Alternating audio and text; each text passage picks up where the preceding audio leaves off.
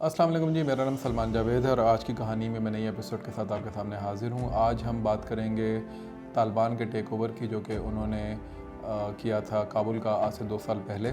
आज उसको 2 साल मुकम्मल हो गए हैं और इसमें उनके साथ क्या चैलेंजेस आए, इस वक्त वो कहाँ पे खड़े हुए हैं, रीजनल जो कंट्रीज़ हैं उनके साथ उनके क्या इश्यूज़ हैं, चैलेंजेस क्या हैं और अपॉर्चुनिटीज़ क्या हैं, उस पर थोड़ी सी रोशनी डालेंगे क्विकली। 2 साल पहले जब तालिबान ने टेक ओवर किया तो पूरी दुनिया के अंदर स्पेकुलेशंस थे कि शायद तालिबान जो है वो दोबारा से वही तमाम हरकतें करेंगे जो कि वो 90s के अंदर करते रहे हैं। कुछ उनके खदशात दुनिया के वैसे ही रहे, वाकई वो हुआ जो कि वो एक्सपेक्ट कर रहे थे। कुछ खदशात के बरअक्स तालिबान ने थोड़ा सा डिफरेंट बिहेवियर जो है वो अपनाया। इसमें अभी जैसे अगर हम बात करें कि तालिबान जो है वो किस तरीके से अपने आप को इवॉल्व कर रहे हैं, तो पता ये चलता है कि तालिबान अपने आप को एक तरह से एक रेजिस्टेंस मूवमेंट से एक पॉलिटिकल मूवमेंट की तरफ लेके जा रहे हैं, जिसके अंदर अपने आप को एक रिलीजियस और नेशनलिज्म का जो इनका एक मामला है उसको सामने रख रहे हैं, जिसमें अफगानिस्तान उनके लिए एक बड़ी सीक्रेट एंटिटी है। अफगानिस्तान को बहुत ज़्यादा रेवरेट करते हैं, तो उसकी सिक्योरिटी, उसकी स्टेबिलिटी और उसकी डेवलपमेंट के ऊपर उनका फोकस है। ऑल्थो पॉलिसीज़ फ्लॉड हैं, ऑल्थो बहुत सी चीज़ों में मिसकैलकुलेशन है, जैसे कि वुमेन राइट्स का इशू है, जैसे कि ख़वातीन के एजुकेशन पे बैन है, उनके काम करने पे बैन है। Half of your population is not working, so it means कि there is a flaw in the policy. अभी तक उस पर कोई वर्केबल मॉडल या सोल्यूशन भी ये लोग नहीं लेकर आ सके, जैसे कि ये क्लेम करते थे। तो इस तरह के कुछ इश्यूज़ हैं जिन पे आगे जाकर हम बात करते हैं। इनिशियली जो कुछ डेवलपमेंट्स पे पहले बात कर लेते हैं जो इन्होंने की हैं अपने मुल्क के अंदर। एक तो इन्होंने इंफ्रास्ट्रक्चर के अंदर खातिर खा फोकस किया और उसके ऊपर ये काम भी कर रहे हैं। मिसाल के तौर पर कुछ टेपा कैनाल है, उसको ये बात कर रहे हैं कि उसको ये लोग लेके चल रहे हैं। ये इस वक्त मेरा ख्याल है इनकी सबसे बड़ी कैनाल जो है वो बन रही है। उसी तरीके से हाईवेज़ के ऊपर इनका काफ़ी काम है, ताकि ट्रांसपोर्टेशन नेटवर्क जो है इनका वो अच्छे तरीके से जो है वो काम कर सके। चूँकि अब हम सबको पता है ट्रांसपोर्टेशन नेटवर्क अगर अच्छा होगा, लैंडलॉक कंट्री है, समंदर उस तरीके से है नहीं, तो या ट्रेन होगी या रोड ट्रांसपोर्ट सिस्टम होगा, जो कि उधर बहुत बुरे हालात के अंदर था। जब मैं अफ़गानिस्तान गया था तो बाहर के अफ़गानिस्तान का तो बहुत ही बुरे हालात थे। इवन काबुल के अंदर भी रोड इंफ्रास्ट्रक्चर को बहुत अच्छा नहीं था। अभी भी ज़ाहिर है there is a long way to go, लेकिन they have focused on this thing कि ये किसी तरीके से उसको बेहतर कर सकें। काबुल कंदाहार हाईवे बिल्कुल तबाह बर्बाद थी, उसको इन्होंने बेहतर करना शुरू किया। सलंग पास के ऊपर उन्होंने काफ़ी काम किया। सलंग पास पे खैर एक इंसिडेंट भी हुआ बड़ा हौलनाक किस्म का, लेकिन बहरहाल उसके ऊपर भी ये लोग काम कर रहे हैं।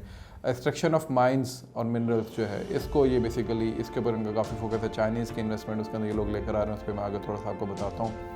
बिज़नेस सेक्टर के अंदर ये काफ़ी फैसिलिटेशंस दे रहे हैं, क्योंकि उनको पता है कि इनकी ब्रीदिंग स्पेस बिज़नेस सेक्टर को फैसिलिटेशन देने में ही आएगी। सैंक्शंस हैं, फंड्स नहीं है, बजट नहीं आ रहा, एड नहीं आ सकती डायरेक्टली इनको, तो ये ज़रा बिज़नेस को फिर इन्होंने थोड़ा सा ओपन लिबरल सा किया हुआ, ताकि जितना बिज़नेस फ्लॉरिश करेगा उतनी इकॉनमी इनकी जो है वो रन करती रहेगी। उसके अलावा डैम्स इन्होंने बनाना शुरू किए हैं। कुछ काम रुका हुआ था, जैसे कि तोरी डैम है, बख्शाबाद डैम है, इसी तरीके से शाह वली कोट और स्पिन बोल्दक में 3 डैम्स के ऊपर ये लोग काम कर रहे हैं। तो ये पॉजिटिव स्टेप्स हमें नज़र आते हैं कि ये किसी न किसी से मिटिगेट करने की कोशिश कर रहे हैं इश्यूज़ को। अलबत्ता बख्शाबाद डैम के ऊपर इनका डिस्प्यूट है ईरान के साथ, और उस पर इनके आपको पता है कि आजकल काफ़ी लेदे भी हो रही है और काफ़ी डिस्कशन भी चल रही है, कोई लड़ाई वड़ाई भी चली है, कोई कॉन्फ्लिक्ट भी उसके ऊपर खड़ा हुआ है। ईरान की तरफ से भी बयान आते हैं और इनकी तरफ से भी। तो हिलमेंट वाटर ट्रीटी का वो कहते हैं जी कि ब्रीच है, ईरानियन से कहते हैं अगर इसके ऊपर बख्शाबाद डैम जो बनाया जाए। बहरहाल ये ईरान का क्लेम है और अफगानिस्तान की साइड से उसके ऊपर बहरहाल एक एडमिनेंट सा रवैया है कि हमने इसके ऊपर डैम बनाना है ताकि वो अपने लोगों को और अपने इलाकों को सैराब कर सकें। इकनॉमिक अचीवमेंट्स में इनके पास भी कुछ दिखाने को बहरहाल है। इन्होंने इनिशिएटिव्स ली हैं पेट्रोलियम और माइन यानी ENP सेक्टर जो है उसके अंदर, और अर्बन डेवलपमेंट प्रोजेक्ट्स के ऊपर भी ये लोग काम कर रहे हैं।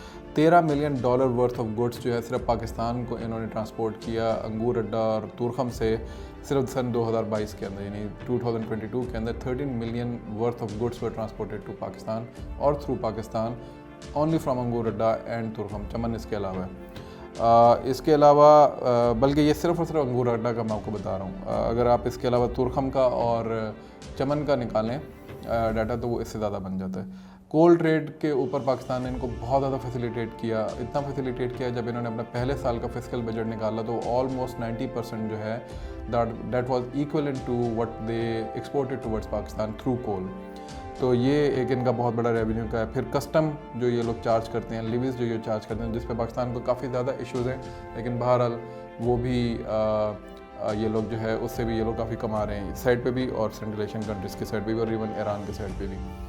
इसी तरीके से जो चाइनीज़ इन्वेस्टमेंट है वो बहुत ज़्यादा आ रही है। तकरीबन कोई 150 मिलियन डॉलर जो है पहले साल के अंदर चाइनीज़ जो है उन्होंने आमू बेसन का जो इलाका है उसके अंदर एक्सट्रैक्शन जो है उसके ऊपर पेट्रोलियम के अंदर उन्होंने इन्वेस्टमेंट की है, और हर साल ये इतनी इन्वेस्टमेंट लेकर आएंगे जब तक ये प्रोजेक्ट उनके साथ चल रहा होगा। आईए ने ये भी क्लेम किया कि तकरीबन कोई 10 बिलियन डॉलर की इन्वेस्टमेंट चाइनीज़ जो है वो कह रहे हैं जी कि हम करेंगे लिथियम की एक्सट्रैक्शन के लिए, क्योंकि लिथियम काफ़ी मशहूर है और इस पे काफ़ी जो है वो जंगों वंगों का भी मामला रहता है, उसे फिर हम कभी डिस्कस करेंगे। लेकिन ये एक क्लेम आईए की तरफ से आया कि चाइनीज़ जो है वो इंटरेस्टेड हैं इस चीज़ के लिए। सिक्योरिटी एंड स्टेबिलिटी के अंदर बहरहाल इन्होंने कुछ मार्वल्स किए हैं। उसकी बड़ी वजह तो ये है कि जंग अब उधर नहीं रही, अमेरिकन चले गए हैं, एलाइड फोर्सेस नहीं है, तालिबान की तरफ से भी ऑनस्लॉट नहीं है। जो वाहिद सिक्योरिटी थ्रेट इनको था दो, एक NRF और एक ISKP। NRF शुरू में थोड़ा सा हमें ज़्यादा सोशल मीडिया पे और कम ग्राउंड पे नज़र आती थी, तो वो तो खैर इस वक्त बिल्कुल ही कहीं पे भी नज़र नहीं आती। ISKP still is a threat, उसको इन्होंने काफ़ी हद तक कोशिश की है कि इसको मारे, जिसमें शाह अब्दुल माजिर को इन्होंने टारगेट किया। इसी तरीके से TTP का एक इशू वहाँ पे मौजूद है जो पाकिस्तान से रिलेटेड है, लेकिन उमर खुरासानी जो है, खालिद खुरासानी, वो वहाँ पे मारे गए। इसी तरीके से ETIM का वहाँ पे एक मामला मौजूद है। प्रॉबली ये ऑर्गेनाइजेशंस तालिबान को तो इतना भी मसला नहीं करी सिवाय SKP के, लेकिन इनके अंदर पोटेंशियल है क्रॉस बॉर्डर टेररिज्म की, ट्रांसनेशनल टेररिज्म की, और उसके अलावा इनके अंदर पोटेंशियल है ISKP को सपोर्ट करने की और उनको ज्वाइन करने की, जो कि शायद हो भी रहा है।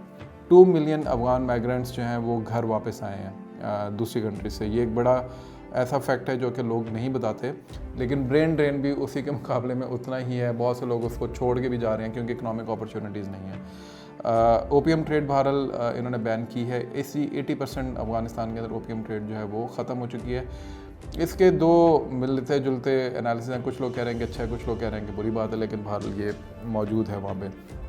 इसी तरीके से ओपीएम एडिक्ट्स जो थे, जो हेरोइन एडिक्ट्स थे, उनके ऊपर उन्होंने काफ़ी काम किया। पुलिस सुर्ख का एक इलाका है जो कि बिल्कुल मार्ड विद एडिक्ट्स होता था, उसको उन्होंने बिल्कुल ट्रांसफॉर्म कर दिया, वहाँ से एडिक्ट्स को उठाया, वहाँ से रिहेबिलिट कर रहे हैं इनको, तो उस पर इनका फोकस है।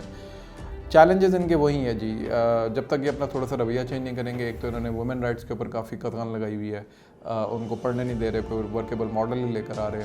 ज़ाहिर है वो डेस्परेशन फिर आती है और उसकी वजह से ही शायद बहुत सारी फैमिलीज़ इसको छोड़ के जा रही है। इकनॉमिक अपॉर्चुनिटीज़ कम है, बिज़नेस को लिबरल इन्होंने किया, लेकिन बहरहाल जॉब्स नहीं है, बिज़नेस का फ्लॉरिश नहीं होता जब तक आपके पास ओपन इकोनॉमी ना हो, तो लोग उसकी वजह से भी मुल्क छोड़ के जाते हैं और ड्रेन हो रहा है।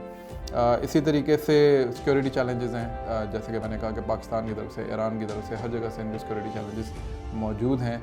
क्लेम उनका डिफरेंट है, लेकिन बहरहाल ये एक थ्रेट मौजूद है कि वहाँ पे इस तरह के ऑर्गेनाइजेशंस या इनके हेड्स मौजूद हैं, यानी इनकी जो स्ट्रेटजिक स्ट्रक्चर है वो वहाँ पे मौजूद है, और वो वहाँ से बैठ के स्ट्रिंग्स पुल करते हैं फिर स्पेशली पाकिस्तान के अंदर, और उसकी वजह से फिर एक टू एंड फ्रो इशू शुरू हो जाता है और उसकी वजह से रीजनल पीस जो है उसके अंदर दरार आती है। तो ये सारे इस वक्त 2 साल का मैंने कहा आपको समझ दिया है। मैं बड़ा डिटेल में इसमें बात करना चाह रहा था, लेकिन मैंने कहा मैं आपको आज के हवाले से कुछ 15 अगस्त के हवाले से कुछ चीज़ें बता दूँ। पॉजिटिविटीज़ भी हैं, नेगेटिविटीज़ भी हैं।